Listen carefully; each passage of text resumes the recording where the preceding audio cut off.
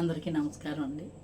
ఈరోజు మాట ఏంటంటే, ఇప్పుడు ఏదైనా ఒక మాట ఉందనుకోండి, ఆ మాటతోటి అక్కడ సరిపెట్టుకున్నారో అంటే ఇంకా గొడవలు ఏవైనా సరే ఎవరైనాను పెద్దవి అవ్వకుండా ఉంటాయి. కానీ దాన్నే పట్టుకుని ఆ మనుషులను చూసినప్పుడల్లా వంకలు పెట్టి తిట్టి, ఆ మనుషులను చూసినప్పుడల్లా కాండ్రకిని చూసి ఇలాంటివి చేస్తూ ఉంటారు. ఇప్పుడు ఇరుగు పొరుగు ఆడవాళ్ళు దెబ్బలాడుకున్నారనుకోండి, ఎప్పుడైనాను ఆ మనిషి దారంట వెళ్తున్నారనుకోండి, వెళ్ళేటప్పుడు అలాంటి పనులు చేస్తూ ఉంటారు. అది పాపం, గొడవ పెద్దదవుద్ది.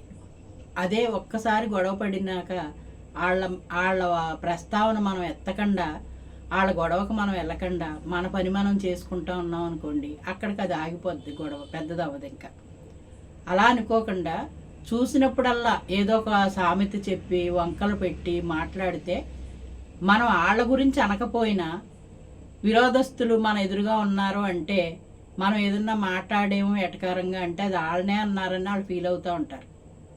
దానివల్ల ఇలా అన్నారు మమ్మల్ని అనేసి వాళ్ళు ఇంకొక మాట ఇంకొకళ్ళని వంకపెట్టి ఇంకొక మాట అంటారు. అప్పుడు ఎలా ఉంటుంది చెప్పండి? గొడవ పెద్దదవుతుంది. నేనేమంటానంటే, ఎప్పుడైనా మనిషి అన్న తర్వాత చుట్టుపక్కల వాళ్ళకి కానీ చుట్టాలకు కానీ గొడవ వస్తుంది. ఎదురు పడుతూ ఉంటారు. తప్పించుకుని వెళ్ళిపోవాలి అంతే తప్ప మళ్ళీ మనం దాన్ని తవ్వుకుని పూడ్చుకునేటట్టు మాట్లాడకూడదు. అలా మాట్లాడినప్పుడు గొడవ ఎక్కువైపోద్ది. మాట్లాడకుండా ఉంటే ఏ ప్రాబ్లము ఉండదు. అలా అనుకోకుండా నన్ను చూసి అన్నారు అని చెప్పి గొడవలు ఆడేసుకుని పెద్దవి చేసేసుకుంటున్నారు. 5 సంవత్సరాల తరబడి సాగుతుంది. అది చుట్టుపక్కల వాళ్ళకి లోకువ, ఇంట్లో వాళ్ళకి లోకువ, బయట వాళ్ళకి లోకువ, రకరకాల ప్రాబ్లమ్స్ ఉంటుంది. తెల్లారులు అయితే మొహమొహాలు చూసుకోవాలి.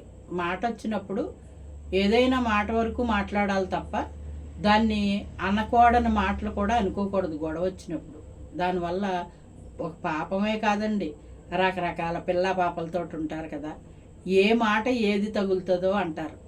అందుకని ఏ పంటిలో ఏ విషయం ఉందో అంటారు.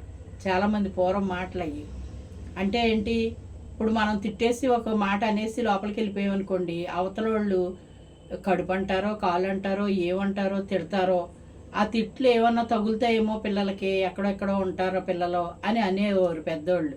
ఎందుకనేవారు? అది నిజమేనండి. ఎందుకంటే మనం ఎందుకు వాళ్ళ ఇంటి మీద బెడ్డేసి ఈ పొగ్గేరు అనేవారు. అంటే ఇంటి మీద అంటే ఆ మనిషిని ఒక మాట అంటాం ఎందుకు, ఆ మాట మళ్ళీ మనం తిరిగి 4 మాటలు అనిపించుకోవటం ఎందుకు? ఏ మనిషినైనా ఒక మాట అన్నామంటే ఒక మాటతోటి వదిలిపెట్టరు, 4-5 మాటలు మళ్ళీ వదులుతారు.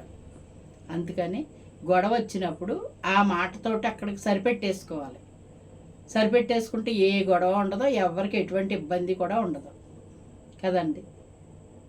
చిన్న లాజిక్ అయినా మనం పెద్దగా ఆలోచించాలా ఆ విషయం గురించి. ఎందుకంటే ఆ మనిషిని చూసినప్పుడు మనం అసలు సైలెంట్గా ఉండిపోయామనుకోండి, అవతల వాళ్ళు కూడా సైలెంట్గా వెళ్ళిపోతారు.